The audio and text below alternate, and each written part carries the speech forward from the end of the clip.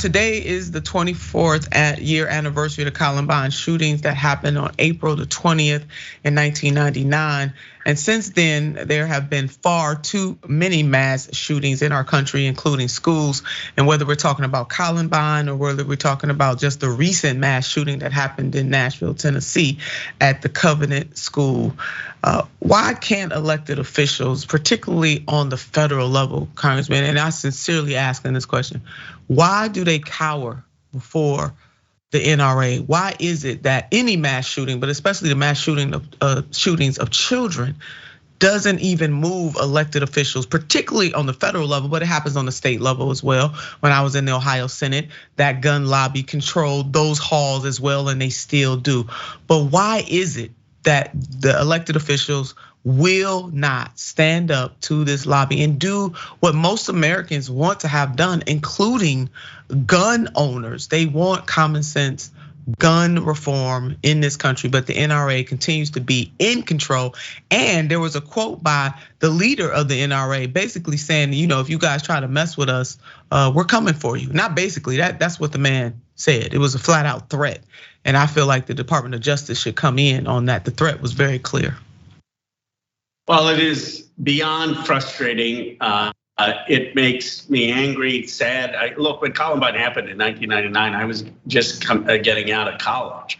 And now, I'm in my fourth term in Congress, and we still have the same issue. We can't, Columbine was the murder, the killing of a dozen or so high school students. And we still are dealing in 2023 with shootings at school, with young kids getting shot because they go ring someone's doorbell in a neighborhood. Obviously that having to do not just with guns, but with being black in America.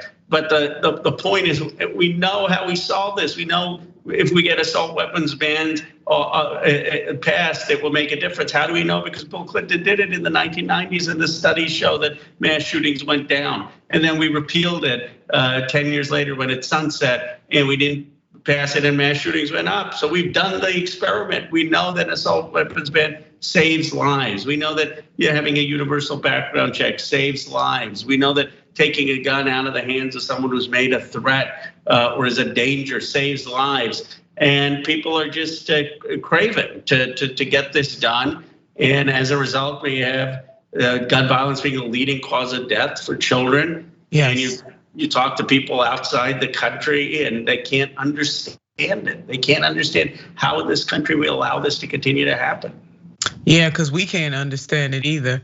And Congressman, I don't know why. What is it about the Second Amendment, in your opinion? I mean, we have several amendments to the United States Constitution, but it is that one that people, extremists, because the NRA and their ilk are extremists. They're unpatriotic extremists. And as far as I'm concerned, they have all kinds of blood on their hands. But what is it about the Second Amendment to the Constitution that they consider absolute, like more powerful in some cases than God, the way they act? Well, it's become a tool, I think, culturally and politically to get people riled up. But every amendment, every right has limits to it. We know this.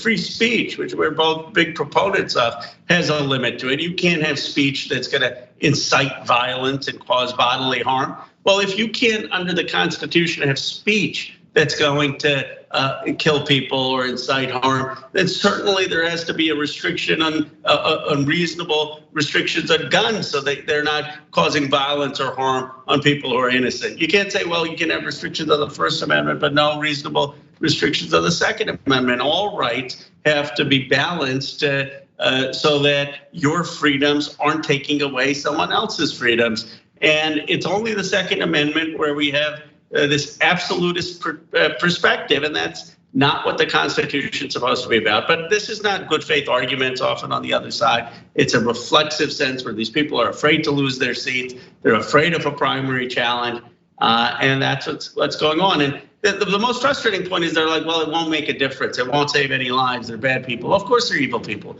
Of course they're bad people. Of course, do I think we're gonna end all mass shootings if we pass this legislation? No. But what if we just save a few lives? I mean, the point is in Congress, your job is to save lives, to help people. It's not to make the world perfect. And the reality is that by not doing this, we know more people will die. That's it in a nutshell, Congressman. A masterclass on why this needs to happen. So we're gonna keep pushing. There are a lot of people who work in this field every single day, activists and others who they have dedicated their lives to deal with mass shootings and trying to get military style weapons off the streets. And so big ups to them. We'll keep pushing and highlighting this issue. It just really breaks my heart.